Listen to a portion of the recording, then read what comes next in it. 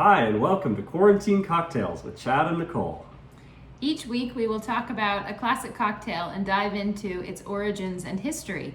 We'll also dig into the history of the cocktail's ingredients. We'll then demo our craft version of the cocktail, which will generally incorporate some particular ingredients chosen for their flavor and some interesting presentational twists. But don't worry, we won't pick things that are too hard to find or that are outrageously expensive.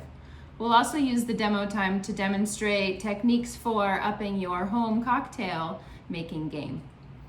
Today we're demoing a drink called the Manhattan.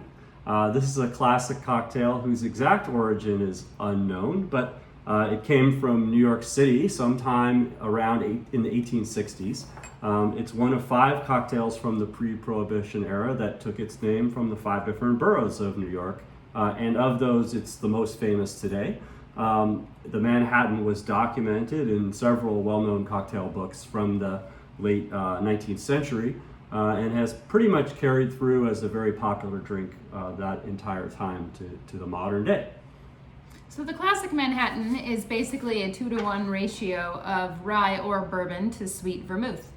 Then a dash or 2 of bitters are added, and then finally it's garnished with a cocktail cherry. So there's also a well-known version of the Manhattan known as the Perfect Manhattan, which takes the vermouth and splits it half and half between sweet and dry vermouth. So the original Manhattan recipe was based on rye whiskey, although in the latter half of the 20th century it was more often made with bourbon, given that bourbon was much more broadly available at the time. So rye and bourbon are produced through somewhat the same similar processes, although rye whiskey must have rye grain as its predominant component, while bourbon's base must be mainly corn. Bourbon tends to have a much sweeter and more caramely flavor, while rye is much spicier and much more complex in its flavor profile. So we have an overall preference for rye, but you'll see that we often use rye more often in the cocktails that we make that could call for rye or bourbon. Yeah. Well, now let's turn our attention to vermouth. So vermouth is a fortified wine product infused with herbal essences and flavors. So there's usually 2 types of vermouth when people talk about vermouth. There's sweet vermouth and there's dry vermouth. So sweet vermouth was also known as Italian vermouth, while dry vermouth was known as French vermouth. So vermouth is often much maligned, but vermouth can actually be pretty delicious if your experience is not this case. Then it usually comes down to 2 different factors. So one is that not all vermouths are created equal, and it's worth spending a little bit more on vermouth for your cocktailing, has been my experience. And so rather than going with, say, the low-end Martini and Rossi vermouth, which is kind of ubiquitous, I like to go for something that's a little bit more expensive, and this is where I do spend a little bit more. For sweet vermouth, preferences for Carpano Antica Formula, which is a great Italian producer for vermouth. Also, one other factor is that oftentimes vermouth is improperly stored. So it's a wine-based product. It's not got a super high alcohol content, like usually in the low 20s. And so it will oxidize over time once it's opened. And so really recommend either storing your vermouth in the fridge or using a vacuum sealer to vacuum seal the top of it. It's not that expensive to get a bottle vacuum sealer. So those are 2 things to think about with vermouth. So now let's talk about bitters. So bitters are a topic that will deserve more time later in our cocktail series. But these are typically alcohol-based preparations with herbs, spices, and more that provide some intense flavor. They were originally created for medicinal purposes, but they came to be used to add an extra bitter flavoring to cocktails. As a home cocktailer, you might want to invest in a variety of bitters, but at a minimum, we think that, and we recommend having Angostura, and an orange bitter of some kind on hand at all times.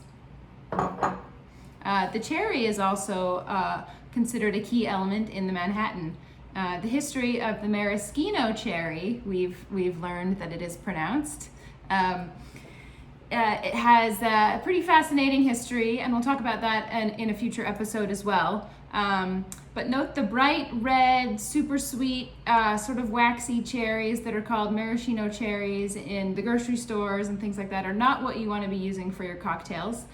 Instead, find a nice, dark, sour cherry, usually an Amarena or a Marasca type of cherry, and that will really give a nice flavor to your Manhattans. So the Manhattan can often come either served up or in like a coupe or a cocktail glass, or on the rocks in a double old-fashioned glass. The two different preparations have their pros and cons and impact the dilution and temperature of the cocktail, which is something that is a very key concern and that we'll talk about a little bit later in this episode. If you are serving it on the rocks, I often prefer to serve on a single large rock. So you'll want to get yourself a nice silicone mold for doing ice cubes that come out to 2.5 inch diameter. So on the side. I'll show one here. There we go. This is how big they are. It takes up most of my hand, right. But it makes for quite a nice presentation. And the larger, it also serves a function within the drink in that it keeps cooling longer with a larger sort of volume versus the surface area. It will keep cooling longer while diluting less than many smaller cubes will do in that. So that's an important consideration when you're making your cocktails. So for today's demoed cocktail, we'll take things in a somewhat different direction. As you'll see, there are some classic cocktails that look very similar to a Manhattan, but also incorporate a third component, Campari. You may or may not know, Campari is the red bitter liqueur with strong herbal and citrus flavors to it. These cocktails are known as the Boulevardier and the Old Pal. So for today's demoed version, we'll be making an orange-forward version of the drink that starts out as a Manhattan and then becomes something else thanks to the presence of Aperol ice cubes that we've made. So Aperol is kind of like Campari's less bitter cousin. It also has a lower alcohol content, and it freezes a little better than Campari, we've found. So we prepare these ahead of time by mixing Aperol half and half with water, and then putting them into an ice mold. For this, we use a smaller ice mold than the large one because the alcohol content, the cubes hold together a little bit better as they're smaller. So I use a 1 1/4 inch ice mold, which nicely works out to approximately an ounce of liquid. And so you can use that to kind of follow the proportions that you would get in a normal cocktail when you're incorporating an ice cube, flavored ice cube as part of the drink. So that will lead us to presenting today's cocktail, which we will call the My Pal in Manhattan, where we are going to use 2 ounces of bullet rye and 1 ounce of the Carpano Antica formula. And then we're going to use, in this case, 2 dashes of Bitter Queen's orange bitters. This is a smaller producer of bitters. That one might be harder to find. You're welcome to use orange bitters that you find, like Regan's, this one, Regan's here, or Angostura has orange bitters. There's actually a lot of different orange bitters out there to give a try. They all taste slightly different. For today, we're just using this Bitter Queen's, which is a cool LGBTQ plus producer of bitters in San Francisco. All right, shall we get started with the demo? Yeah. All right. So first and foremost, start with your shaker. I like to use one of these cobbler shakers. It's basically got the integrated strainer in the top. A lot of professional bartenders will prefer the Boston shaker, but for home use, I find this very convenient. your mileage may vary, but this is what I'll be using. I like to use a metal shaker for mixing rather than a glass one, because the glass actually takes a lot to cool down. And so if you're going to use a mixing glass, I would recommend actually chilling it ahead of time in the refrigerator. But with the metal one, it conducts better and it doesn't necessarily need that. So that's why I use this metal shaker. We're going to put the ingredients in first, and then we'll add the ice. We'll talk a little bit about what we do with the ice. So let's get our ingredients going. Often you'll use a jigger like this. You'll see bartenders using a jigger, but for the Manhattan, it's kind of nice that you have this 2-to-1 proportion. You can pretty much use almost anything that's the right size and just do 2 of 1 for the rye and 1 for the vermouth. Because I want to get the amount right, I'm going to use this 1/4 cup measure. You could get more precise measurements with a jigger because of the way the volume is shaped, but for convenience, I kind of like this 1/4 cup measure. So I'll just go ahead and pour my Bullet rye here.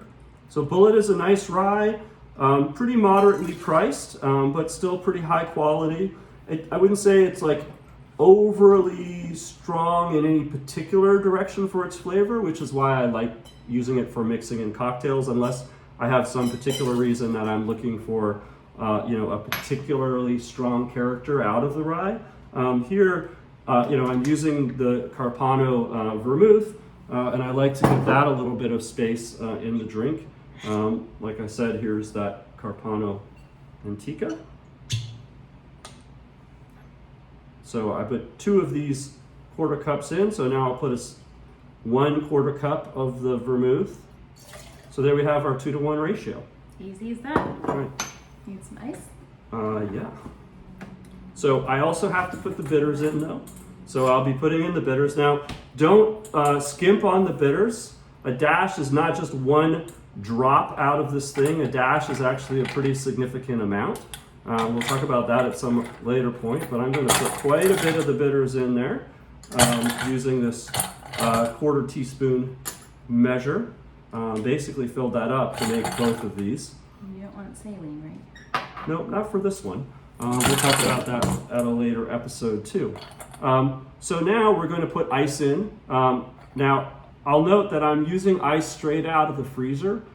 So this is where things are a little different when you're home cocktailing versus what happens in the bar. And so this ice is a lot colder actually and drier than the ice you have in the bar normally. What the result of that is that affects how long you need to stir or shake. And so that's something that's important because part of the role of the ice is not just to cool the drink, but actually to get it to the appropriate level of dilution. And so you want a certain amount of dilution to kind of take some of the bite off of the alcohol and also to allow some of the flavors to come more out, other flavors to come out more fully. And so, you really do want to get some level of dilution. So generally for, a strong spirit-forward drink like the Manhattan, where you're starting with about 3 ounces of spirits, you're going to stir, and I would say stir for 45 seconds, close to a minute, in order to both get the temperature. The temperature actually cools pretty quickly, but to get the desired dilution. And the goal should be to end up with somewhere between 4 and 4.5 ounces of liquid by the end. So it's a pretty significant amount of dilution for a drink like the Manhattan. So you can see the condensation yep. is pretty quick to now start forming on the shaker. Yep. So we got that stirring. We're going to stir. We're mixing. We're getting dilution going, and we're affecting the temperature. And that's what stirring does. Next week we'll talk about shaking and talk about why you might shake versus stir. But for today, we're just going to stir. So if we've also chilled the glasses, and that's important as well. Almost always we'll want to be chilling the glasses. There'll be a few exceptions to that, but in general we're trying to chill. And then Nicole's going to get out the Aperol ice cubes that we prepared ahead of time. And you'll see those are these lovely orange cubes. And There. we just bought these molds on Amazon. They're Yep. pretty widely available. And so we'll pop 2 of these in each of the drinks. Here's the size of them. Nice color. And then we will pour our cocktail in over the top using a strainer on the top of our shaker in order to avoid taking any of the icing. All right, so there Garnish. we've got a couple of our Aperol ice cubes. We've got our cocktail, but we're not quite finished because we've got to have our garnish. As we talked about, we're going to use our cocktail cherries, and we're also going to use some orange because this is kind of an orange-oriented Manhattan variation. Now, one of the first things I use is this OXO Y peeler. It's nice and sharp, and I basically hold it against and try to get some of the peel off without going too deep. You don't want to go too deep into the pith at all. You don't need much of that. So you get a nice little strip of orange like this. And then what you're going to do is you're actually going to squeeze it with the skin side facing the drink to try and express oil, orange oil, out of it. And you should get a nice nose of orange. You can also even sometimes run the peel around the inside. And that's going to pull out those orange essences. It's going to brighten the drink a little bit, especially and you don't with always orange. see it, but you can smell it. Yep, absolutely. And it's pretty interesting how that impacts the drink. So then I'm going to stick my peel on my cocktail pick here for a nice little bit of garnish, and then slide on the cherry to create a nice presentational element, right? And save that cherry for later. Set that in the drink or on the side of the drink, per your preference there. And then there is our finished cocktail, our My Pal in Manhattan. So this will gradually change flavor as the Aperol ice cubes melt to add a little bit of bitterness into what's otherwise a pretty sweet cocktail to begin with. But I think you'll find that a fun, tasty, and enjoyable drinking experience. Cheers, my dear. Cheers, baby. Thanks for joining us. Hope you join us for the rest of our cocktail series, where we'll dig into many more classic cocktails and topics to come. Enjoy.